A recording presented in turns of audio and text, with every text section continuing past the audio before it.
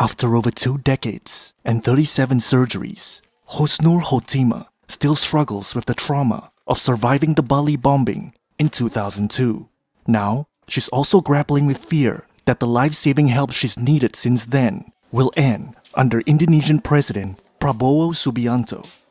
The bombing remains one of the world's deadliest militant attacks. The explosions in Bali's Kuta beach area left 202 people dead and were blamed on Al-Qaeda-linked group Jama'ah Islamiyah.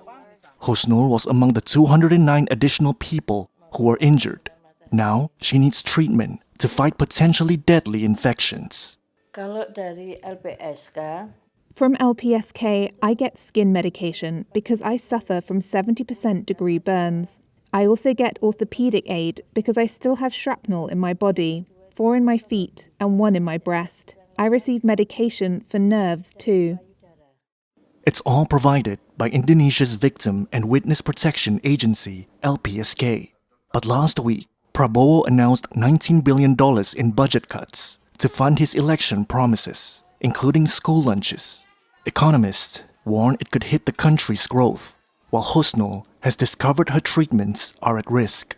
tiba-tiba saya baca I came across the news that there will be budget cuts. I contacted the vice head of LPSK and asked, is it true that there'll be budget cuts to LPSK from the government? She said yes. I asked, how will that affect the victim's medical aid? She told me, it seems your aid won't be safe. When she answered that, I was questioning a lot of things. To make matters worse, without treatment coverage, she says she'll have to sacrifice her own medical needs to provide for her son, who himself needs expensive medical attention. While Prabowo remains broadly popular, the cuts sparked student protests across Indonesia last week. Thousands took to the streets, afraid the reduced budget will weaken social support systems and their futures. Prabowo's office did not immediately respond to requests for comment on Saturday. His office said that the cuts affect only unnecessary spending and not essential public services. The head of LPSK told Reuters the agency supports the cuts, even though it slashed their budget by half, and that the agency will continue to uphold the rights of witnesses and victims while pursuing efficiency efforts. Other bombing survivors told Reuters they sent a letter to Parliament and Prabowo demanding the LPSK be exempt from the cuts. As for Hosnur, she's unsure of what comes next.